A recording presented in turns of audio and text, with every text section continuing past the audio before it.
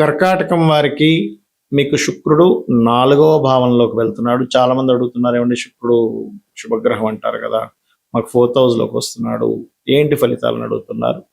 అయితే ఈ యొక్క విషయాలు చెప్తుంది నేనైనప్పటికీ చెప్పిస్తుంది సాక్షాత్ లలిత అమ్మవారిగా భావిస్తూ, ఆ లలితాంబిక అమ్మవారి యొక్క అనుగ్రహం మీకు పరిపూర్ణంగా కలగాలని మనస్ఫూర్తిగా కోరుకుంటూ, 4వ భావంలోకి శుక్రుడు ఎంటర్ అవడం ఒక ఎత్తు అయితే, మీ జాతకానికి అంటే మీ కర్కాటక లగ్నంలో పుట్టారు అని అనుకుంటే కంప్లీట్గా పూర్వజన్మ కర్మస్థానాన్ని రూల్ చేసే గ్రహం కర్కాటక లగ్నం వారికి శుక్రుడు అవుతాడు.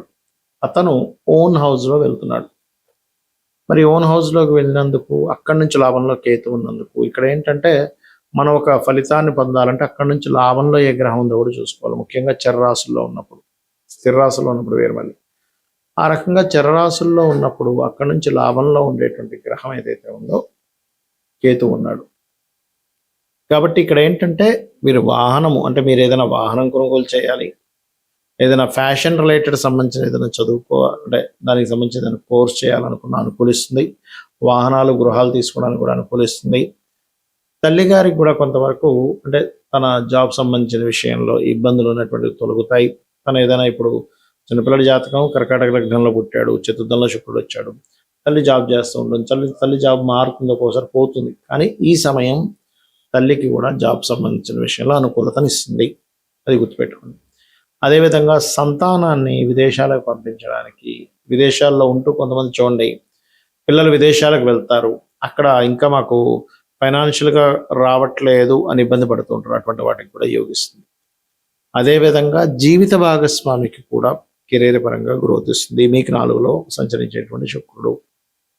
అయితే ఇక్కడ 4వ స్థానం అనేటువంటిది మనం చెప్పుకున్నాం, ఈ లగ్నానికి పూర్వజన్మ కర్మకారక ప్లానెట్ అని.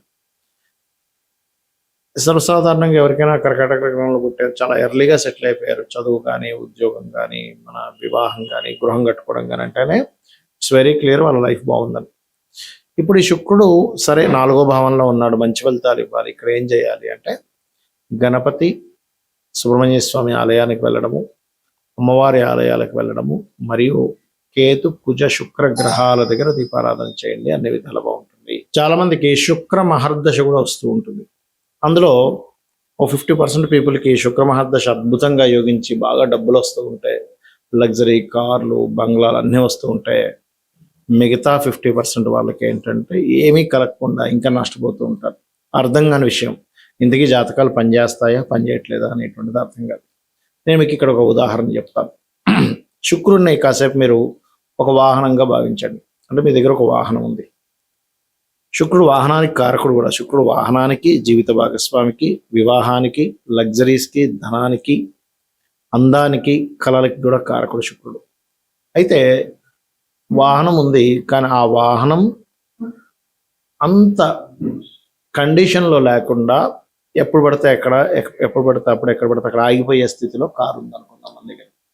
అలాంటి కారులో ప్రయాణం ఏం జరుగుతుంది, మనకి వెళ్తూ ఉంటాం, ఎక్కడో ఆగిపోతూ ఉంటుంది. అయ్యో ఇదేంటి ఇక్కడ ఆగిపోయింది అనుకుంటాం, మళ్ళీ ముందుకు వెళ్తూ ఉంటాం, ఎక్కడో ఆగిపోతూ ఉంటాం. అలా కాకుండా అదే వాహనం కనుక మీకు మంచి వాహనం అనుకోండి, అంటే మంచి కండిషన్లో ఉంది, అన్ని పర్ఫెక్ట్గా ఉన్నాయి, ఆ యొక్క ప్రయాణం బ్రహ్మాండంగా సాగుతుంది.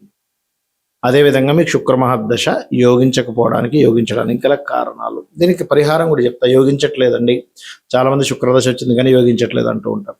దానికి ముఖ్య కారణం మీ లగ్నానికి మొట్టమొదటిగా శుక్రుడు యోగకారకుడా కాదా చూసుకోండి. సమ్ టైమ్స్ అవయోగకారకుడు కూడా యోగాన్ని ఇస్తాడు, దానికి ధనయోగాలు లేకపోతే ఈ యోగాలు పట్టినప్పుడు, అంటే గృహయోగాలు, ధనయోగాలు, వివాహ యోగాలు పట్టినప్పుడు కూడా యోగిస్తాడు. కానీ ఒక్కొక్కసారి యోగకారకుడు అయి కూడా యోగించడు. దీనికి కారణాలు ఏమిటి? అవయోగకారకుడు యోగించడానికి, యోగకారకుడు అయి కూడా యోగించకపోవడానికి గల ముఖ్యమైన కారణం ఏమిటి అంటే ఇక్కడ దాని కండిషన్ పాడవడమే. ముఖ్యంగా శుక్రుడు కేతుతో కానీ, పాపకత్తెరలో కానీ, రవితో కానీ కంబస్ట్ అయినప్పుడు యోగించలేడు. అంటే రవికి చాలా క్లోజ్ కంజంక్షన్లో ఉన్నాడు, 8 degrees లోపల ఉన్నాడు. ఆల్మోస్ట్గా మనకి రవి, శుక్రుడు, బుధుడు ఈ ముగ్గురు కూడా మీరు గమనించండి, ఎవరి జాతక చక్రంలో అయినా 1-2 రాసులు మించి వాళ్ళు దాటెళ్ళరు. రవి నుంచి క్లోజ్లోనే ఉంటారు ఎప్పుడు కూడా. రవితో కలిసి ఉండడం, రవితో పక్క రాశిలో ఉండడం, లేకపోతే ఇంకొంచెం ముందు రాశిలో ఉండడం, లేకపోతే వెనక రాశిలో ఉండడం, అంతే. ఇంతకు మించి రవిని వదిలి 2 రాసులు దాటి ఉండరు వీళ్ళు. బుద్ధి మరియు ధనము. అందుకే చూడండి, రవి అంటే రాజు. రాజు దగ్గర ఎప్పుడు ఏంటి, వర్తక సంబంధించినటువంటి ఉంటాయి, ఫైనాన్స్ రిలేటెడ్ సంబంధించి ఉంటుంది, అంతా ఉంటుంది అనమాట. అలా ఈ శుక్రుడు గనక కంబస్ట్లో ఉన్న అప్పుడు, అంటే రవికి చాలా క్లోజ్ కంజంక్షన్స్లో ఉన్నారు, అప్పుడు మీరు చేసుకోవాల్సిన రెమెడీ సూర్యుడికి ఎక్కువగా ఆరాధన చేయాలి. అంటే ఒక వ్యక్తిని, ఒక ఏనుగుని ఒక చైన్తో కట్టేసాం అనుకోండి, ఇప్పుడు ఆ ఏనుగు కదలలేకపోతుంది. ఆ చైన్ని కట్ చేస్తే ఆ ఏనుగు ముందుకు వెళ్తుంది. అలాగే ఇక్కడ ఏంటంటే శుక్రుడు యోగాన్ని ఇవ్వాలి, కానీ శుక్రుడు కంబస్ట్లో ఉన్నాడు అనే విషయాన్ని మీరు గుర్తించాలి. అప్పుడు అది ముందుకు కలుగుతుంది. అంటే దాని ప్రభావం అనేటువంటిది మీకు పాజిటివ్గా వస్తుంది. లేకపోతే అన్ని ఇరుక్కుపోయినట్టుగా ఉంటాయి. డబ్బులు ఉన్నాయి, చాలామంది నేను చూశాను శుక్ర మహర్దశల్లో. శుక్రుడు పాడైతే ఏమండి మాకు చాలా పెద్ద బంగ్లా ఉందండి కానీ కోర్టు కేసులో ఉందంటారు. బాగా డబ్బులు రావాలి సార్, ఇరుక్కుపోయి ఉన్నాయి, పెద్ద కాంట్రాక్ట్ చేసాం, కొన్ని కోట్ల రూపాయలు రావాలి, గవర్నమెంట్ కాంట్రాక్ట్, అది ఇరుక్కుపోయాం. ఎందుకంటే గవర్నమెంట్ కారకుడు రవి కాబట్టి. అదే రకంగా ఈ సూర్యుడు, తండ్రి, ఈ గవర్నమెంట్ రిలేటెడ్ సంబంధించినవన్నీ వాటి ద్వారానే ఇరుక్కుపోతూ ఉంటారు. అంటే దీని అర్థం ఏమిటంటే శుక్ర మహర్దశలో శుక్రుడు కనుక రవితో ఉన్నట్లయితే మీరు ప్రభుత్వ సంబంధించినవి చేసే విషయాల పట్ల చాలా కేర్గా ఉండాలి. ఇక రెండవది కేతుతో కనెక్టివిటీ ఉన్నప్పుడు కూడా శుక్రుడు పెద్దగా యోగించాడు. ఎందుకంటే శుక్రుడు portfolios is different, Ketu portfolios difference. Ketu జ్ఞానము, అదేవిధంగా స్పిరిచువల్ రిలేటెడ్, దేన్ని కూడా పట్టించుకోనటువంటి స్థితి, వైరాగ్య స్థితి, అదేవిధంగా ఒక రకమైనటువంటి విముఖత కలిగించేటువంటి తత్వం కేతువుది.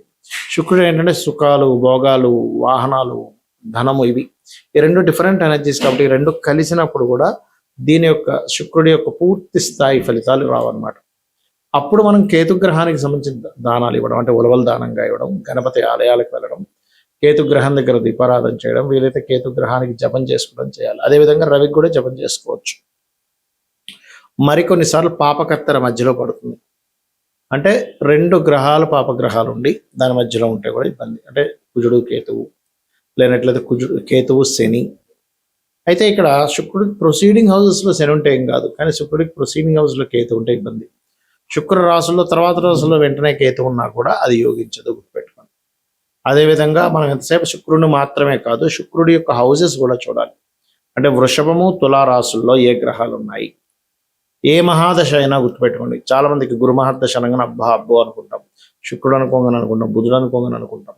కానీ ఇక్కడ శుభగ్రహ దశలు వచ్చినా కూడా, పాపగ్రహ దశలు వచ్చినా కూడా ఆ గ్రహ రాసుల్లో ఆ యొక్క రాసుల్లో ఏ గ్రహాలు ఉన్నాయి అనేటువంటిది చూడాలి.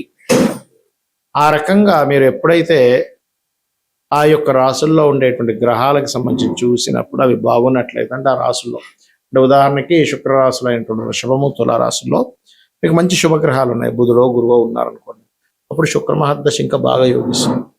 అలా కాకుండా ఏ కుజుడు కేతువు, లేకపోతే శని కేతువు, లేకపోతే ఇట్లా కాంబినేషన్స్ ఉన్నప్పుడు యోగించదు. అదేవిధంగా పాపగ్రహ రాసుల్లో ఉన్నప్పుడు కూడా అదే స్థితి. ఏ దశ వచ్చినా సరే ఆ దశ యొక్క రాసులు ఏవైతే ఉన్నాయో, గురువు అయితే మీనము, ధనస్సు, రవి అయితే సింహరాశిలో ఏ గ్రహం ఉంది, చంద్రుడైతే చంద్రమహర్దశ వచ్చింది, చంద్రరాశిలో కర్కాటకంలో ఏది ఉంది, ఏ గ్రహాలు ఉన్నాయి, పాపగ్రహాలు. నీచబడ్డ కుజుడు ఉన్నాడు, నీచభంగ రాజయోగం కలిగితే వేరు. ఇక్కడ ఏంటంటే నీచబడ్డ గ్రహం ఉన్నప్పుడు కదా, నీచభంగ రాజయోగం కలిగినప్పుడు మీకు ఇచ్చేటువంటి రిజల్ట్స్ అద్భుతంగా ఉంటాయి. అదేవిధంగా బుధదశ వచ్చింది, మిథునము, కన్యారాశిలో ఉందో చూడాలి. కుజదశ వచ్చింది, మేషము మరియు వృశ్చిక రాశిలో ఉందో చూడాలి. శని మహర్దశ వచ్చింది, ఒక్కోసారి చూడండి శని మహర్దశ వచ్చిందండి, ఇబ్బంది పడతాం అనుకున్నాం, చాలా బాగుంది అంటాం. దాని అర్థం ఏంటి, శని యొక్క రాశిలో శుక్రుడు, గురువు ఉన్నారు, శుభగ్రహాల సంబంధం వచ్చేసింది అక్కడ, మీకు ఖచ్చితంగా యోగిస్తుంది. సో ఏ మహాదశ వచ్చినా మీరు అబ్జర్వ్ చేయాల్సింది దాని కండిషన్, దాని రాసుల్లో ఏ గ్రహాలు ఉన్నాయి. ఇది చాలా చాలా చాలా ఇంపార్టెంట్ విషయం. ఇది మళ్ళీ వర్గచక్రాల్లోకి వెళ్తే ఆ వర్గచక్రాల్లో ఉండే గ్రహాలు అది ఇంకొంచెం ఇండెప్త్ అనమాట. కాబట్టి ఇలా చూడండి, ఖచ్చితంగా మీకు దశ యోగించేటువంటి మార్గం ఇది. శుక్ర మహర్దశ యోగించాలంటే నిత్యము లలితా సహస్రనామాలు, లక్ష్మీ అష్టోత్తరం చేసుకోండి, బలం అనేటువంటిది పెరుగుతుంది, మీకు గ్రహం అనేటువంటిది యోగిస్తుంది. శ్రీమాత్రే నమః.